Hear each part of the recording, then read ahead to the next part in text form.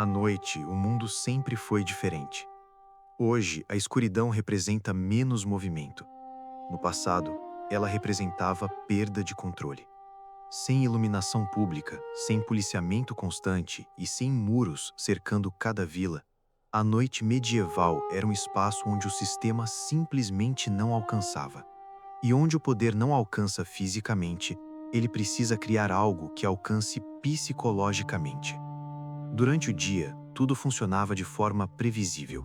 Campos visíveis, trabalho supervisionado e hierarquias claras. As pessoas sabiam onde deveriam estar e o que deveriam fazer. Mas quando o sol se punha, esses limites começavam a desaparecer.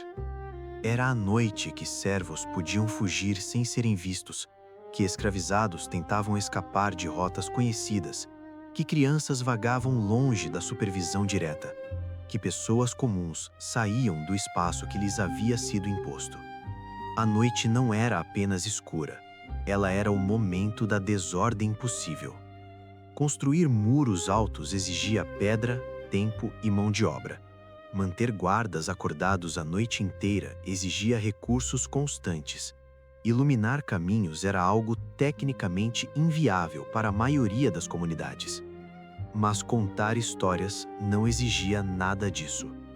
Uma história podia ser repetida, transmitida, ajustada ao público certo.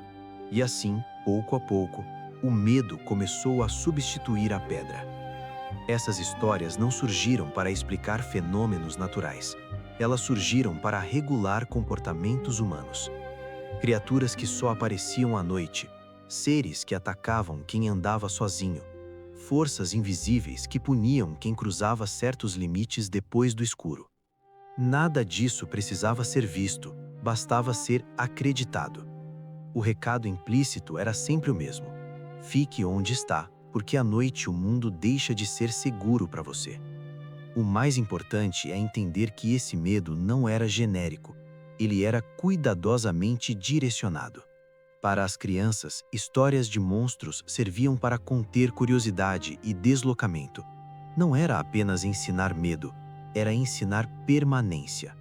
A casa se tornava o único lugar seguro. Tudo fora dela se transformava em ameaça. Para camponeses e servos, o medo se concentrava nos caminhos, nas florestas e nas encruzilhadas. Locais de passagem viravam locais de perigo simbólico. A mensagem era clara: seguir rotas não autorizadas, especialmente à noite, significava risco. Não porque o risco fosse real, mas porque o sistema precisava que essas pessoas permanecessem onde estavam. E o medo fazia isso funcionar. Antes de continuar, um ponto rápido. Se esse tipo de análise muda a forma como você enxerga o passado, vale se inscrever.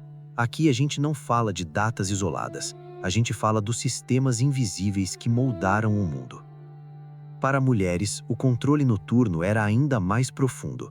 A noite era associada ao pecado, à culpa e à punição moral. Narrativas ligavam o escuro a julgamentos sobrenaturais, a castigos invisíveis e a responsabilização da própria vítima. Não era apenas medo do que poderia acontecer, era medo das consequências sociais do que acontecesse. A noite se tornava um espaço onde a liberdade vinha acompanhada de culpa automática. Nada disso precisava estar escrito em lei. Não existia um decreto formal dizendo que ninguém poderia sair à noite. Mas sair significava se expor a algo pior do que uma punição legal. Significava suspeita, isolamento, perda de reputação, punição simbólica. O medo fazia o trabalho que a vigilância não conseguia fazer sozinha. Esse tipo de controle é extremamente eficiente porque não exige presença física, não há grades visíveis, não há muros em cada caminho. O medo acompanha a pessoa, caminha com ela, pensa por ela e muitas vezes decide por ela. Quando uma história consegue impedir uma fuga, ela deixa de ser apenas narrativa cultural. Ela se torna infraestrutura social. Ela organiza o espaço, define horários aceitáveis, delimita comportamentos possíveis. Tudo isso sem gastar recursos materiais. Talvez o ponto mais inquietante seja este: o medo não precisava ser real. ele só precisava ser acreditado. Enquanto as pessoas permaneciam onde deveriam estar, o sistema funcionava.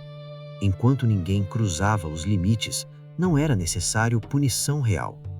No fundo, essas histórias não existiam para assustar monstros. Elas existiam para manter pessoas no lugar certo, na hora certa, obedecendo sem perceber que estavam obedecendo. E quando o medo cumpre essa função, ele não desaparece com o tempo, ele apenas muda de forma. Porque muros podem ruir, leis podem ser esquecidas, mas histórias continuam sendo contadas.